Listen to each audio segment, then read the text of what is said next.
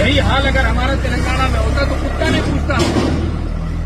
लेकिन हमारी कौम ने, तेलंगाना के लोगों ने हिकमत से काम किया और हैदराबाद में एक शेर को पैदा किया और अपना नेता बनाया। आज देख लीजिए कितना बजट है मालूम है, 5000 करोड़ का बजट है सारी स्कीमों को मिला के। वहां के मुअज्जिन को, इमाम को और मंदिर के पुजारी को वहां सैलरी मिलती है सरकार की तरफ से। वहां रमजान के वक्त में 2 घंटे पहले सरकारी नौकरी वालों को छुट्टी मिल जाती है। यहाँ ईद के दिन 1 दिन की छुट्टी मिलती है, वहां 2 दिन मिलती है। वहां यहाँ आपको रिजर्वेशन नहीं, वहां 4% रिजर्वेशन है। यहाँ आप उर्दू में एप्लीकेशन देंगे तो नहीं लिया जाएगा थाने और किसी सरकारी ऑफिस में। वहां आप उर्दू में अगर एप्लीकेशन देंगे तो सुनवाई भी होगी, लिखा भी जाएगा और आपकी बातों पे अमल भी में भी लाया जाएगा। है यहाँ पर बताइए, यहाँ 3 करोड़ के करीब है, वहां सिर्फ 54 लाख है। कैसे है बताइए? अपना नेता, अपना डंडा, अपना झंडा खड़ा किए तब है। और हमको छोटी छोटी चीजों से शिकायत है। क्या चीज की? ये पुलैया इसको ओढ़ दे दो, ये सुरजापुरी इसको ओढ़ दे दो, ये सिरसावादी इसको ओढ़ दे दो, ये देवबंदी उसको ओढ़ दे दो, ये बरेलवी इसको ओढ़ दे दो। क्या मिलेगा बताओ? एक बात बताइए सच्चे दिल से, जितने लोग अब तक मारे गए, काटे गए हैं, अपने अधिकारों से वंचित है, क्या मुसलमान देख के किया गया या सुरजापुरी या कुलैया देख के किया गया? बताओ जरा। मुसलमान आज सबा जफर साहब खड़े हैं, किस पार्टी से खड़े हैं? कौन सपोर्ट कर रहा है उसको? बीजेपी कर रहा है। जीतेंगे कहाँ जाएंगे? हम अगर इस तरह का फैसला नहीं, किसको मजबूत करेंगे? बीजेपी। तो खुल्लम खुल्ला हम बीजेपी को वोट दे रहे हैं कि नहीं दे रहे हैं बताइए?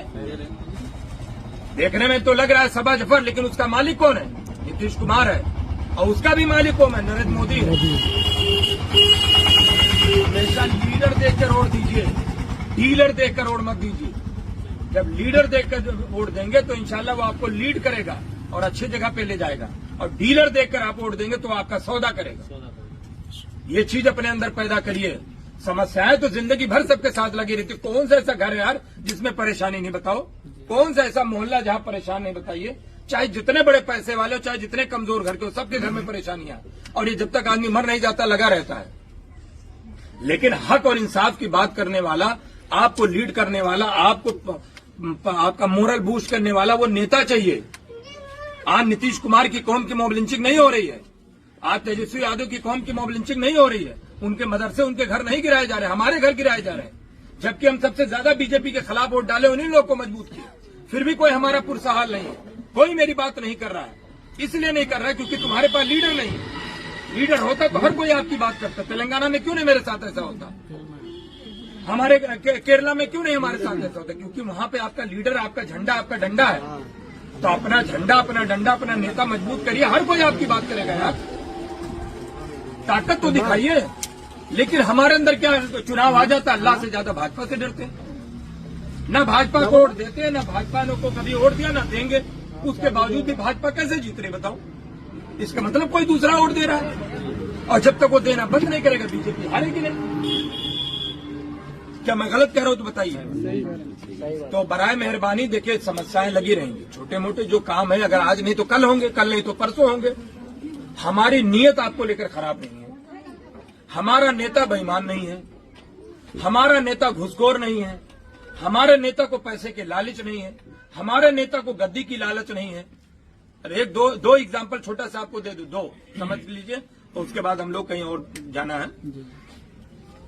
ओवैसी साहब 1994-96 से विधायक है और 2004 से वो सांसद हैं। एक नहीं 20 बार उनको मौका मिला। अगर उनको मंत्री पद की ख्वाहिश होती, अरबों की ख्वाहिश होती, गद्दी की ख्वाहिश होती, बड़े जगह पे बैठने की ख्वाहिश होती, तो बताइए एक नहीं 2-2, 4-4, 20 बार मौका मिला, ले सकते थे कि नहीं? बताओ, ले सकते थे। अख्तरुल ईमान साहब को 2021 में जब हमारे 4 विधायक भाग के गए तो नीतीश कुमार ने डायरेक्ट फोन किया कि अख्तर साहब आप आ जाइए, मैं आपको कैबिनेट मंत्री बनाऊंगा। सीमांचल में आप अपने हिसाब से टिकट बांटिएगा, आपको जो कहिएगा आपके लिए बजट अलॉट कर देंगे। अगर अख्तरुल ईमान साहब बेईमान होते, इस तरह की सोच होती, तो उनको जाने में 2 मिनट भी नहीं लगता। चले जाते कि नहीं बताओ? और जिसको एक बार राजनीति में इस तरह का मौका मिलेगा छोड़ेगा बताओ? अच्छे अच्छे लोग पैदल निकल जाएंगे उसी दिन कि साहब मैं पटना पहुंच रहा हूं। लेकिन अख्तरुल ईमान साहब गैरतमंद आदमी, खुददार आदमी, गरीब घर का बेटा है, लेकिन गलीज हरकत करने वाला लड़का नहीं है।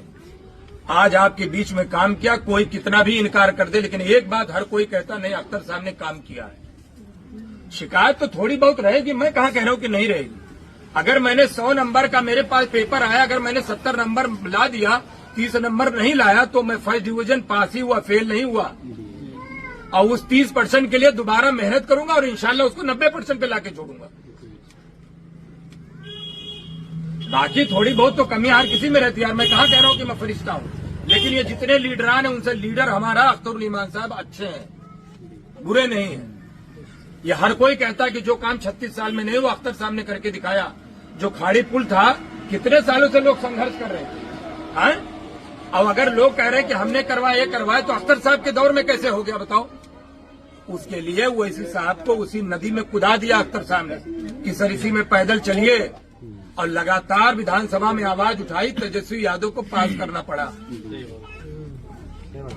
तो आपकी लड़ाई लड़ी गई तो इतनी बड़ी चीज हासिल की गई, और भी छोटी छोटी चीजों की लड़ाई लड़ाई जाएगी, इंशाल्लाह उसको हासिल किया जाएगा। तो आप लोग साथ देंगे इंशाल्लाह।